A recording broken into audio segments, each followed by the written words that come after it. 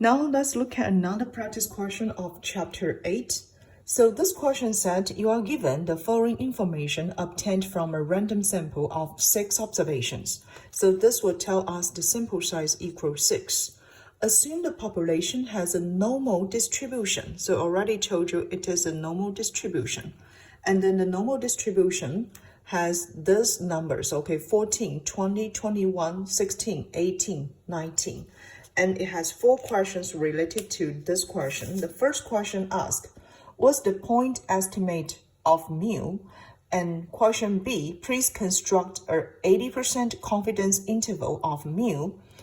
Question C asks, please construct a 98% of confidence interval of mu. And then the last question asks, please discuss why the 80% and 98% confidence intervals are different. So let's see how to solve for this question. If you still remember, in chapter 8, we talk about the interval estimate of mu based on 2 cases, right? So the first case is the interval estimate of mu if standard deviation is already known.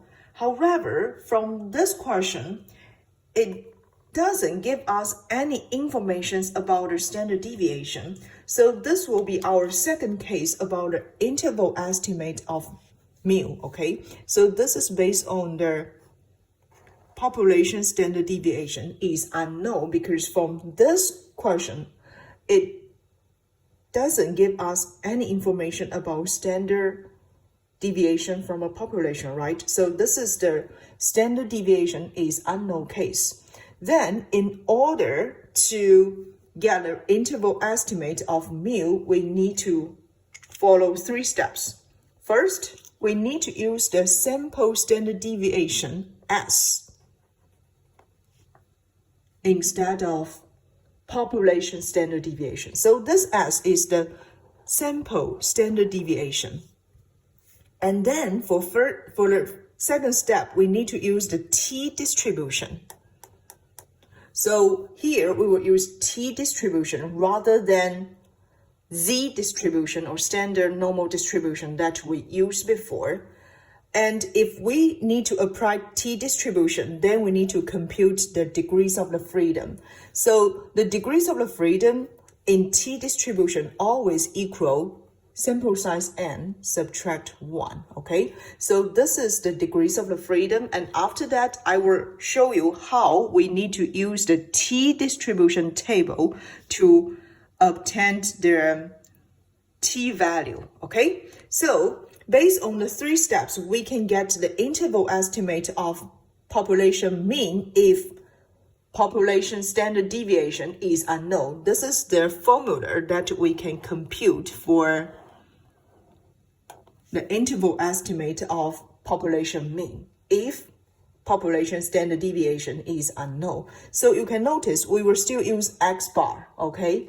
Add or subtract, we need to change this margin of the arrow into T alpha over 2. So this is the T value times the sample standard deviation. S here represents for the sampled standard deviation, and then divide the square root of sample size, okay? So here I just list some notations. X bar is just the sample mean, and then 1 minus alpha is the confidence level, okay? So 1 minus alpha is the confidence level. T alpha over 2, this represents a T value at a probability of alpha over 2 with n minus 1 degrees of the freedom. S is just the sample standard deviation, and n is the sample size. Okay, so based on this formula, actually we can compute the interval estimate of population mean if population standard deviation sigma is unknown. Okay, now let's look at the first question. So the first question asked to compute the point estimate of mu, okay? So in order to get the point estimate of mu, as far as we already done, this point estimate of mu should equal X bar, okay? Equal to, this is the sample mean. we already have the samples, right? 6 samples here.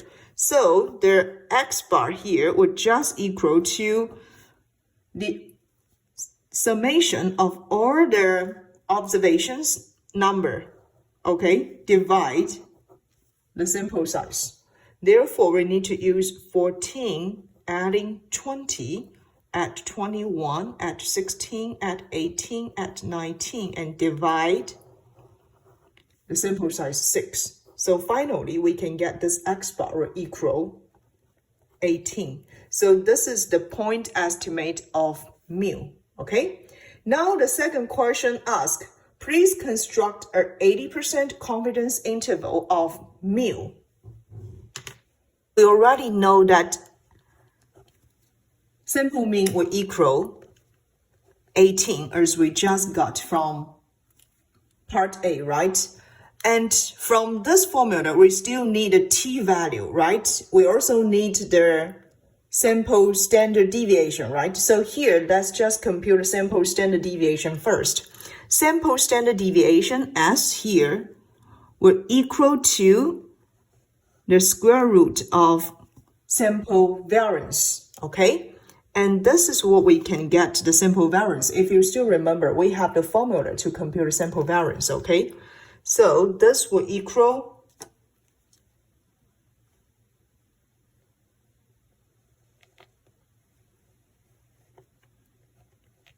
the summation of xi subtract x bar square, okay, divide n minus 1.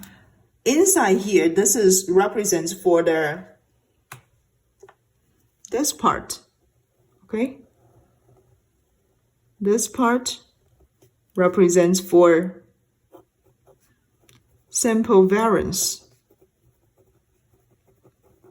S squared, okay? So sample standard deviation is just the positive square root of sample variance. Therefore, based on this equation, okay, we can obtain this sample standard deviation will equal 14 subtract 18 square plus 20 subtract 18 square plus 21 subtract 18 square plus 16 subtract 18 square and then plus 18 subtract 18 square plus 19 subtract 18 square. Totally, we need to use this summation divide n minus 1, right? And n here, we notice sample size n equals 6. So n minus 1, 6 minus 1. So finally, if you use the calculators, you can find out the sample standard deviation will equal 2.61 if I round it into 2-digit, okay? So let's find out the t-value next, okay? So from this question, we notice we want to construct an 80% confidence interval, right? So 80%, which means 1 subtract alpha will equal 0.8. So this is 80%, okay? Therefore, we can have the alpha here will equal 0.2 and alpha over 2 will equal 0.1. And we also need to find the degrees of the freedom, right? So the degrees of the freedom will equal n subtract 1, which will equal 6 subtract 1 equal 5. Now we have the t at the alpha over 2 is actually, we need to find out the t value at 0.1 if degrees of the freedom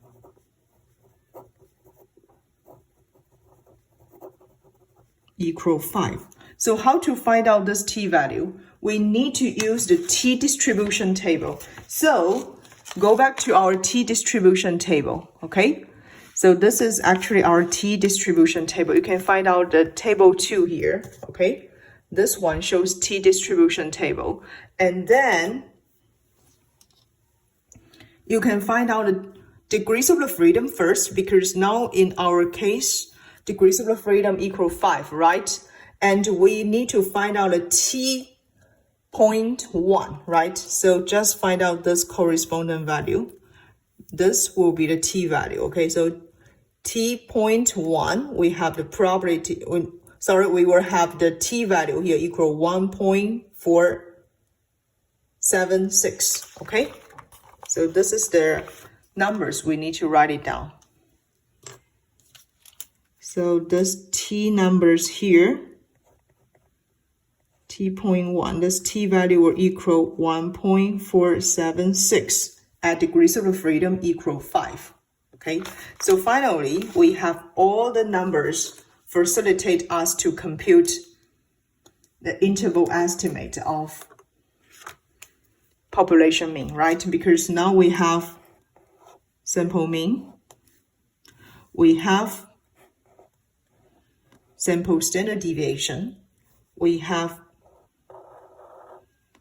t-value, we also have sample size, okay? So we just need to put all those numbers into this formula, then we can get an interval estimate of population mean at 80% confidence interval, okay? So therefore, finally, okay, we can find out the interval estimate of mu 80% confidence interval estimate of mu should equal 18, add or subtract 1.476 times, this is the rounded number, right, from standard deviation, 2.61 divide the square root of sample size 6. Therefore, we finally can get this interval estimate of mu lies between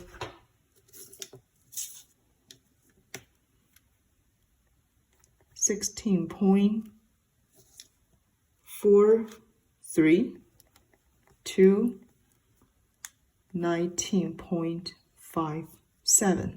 Okay, so this will be the interval estimate of mu based on the 80% confidence interval.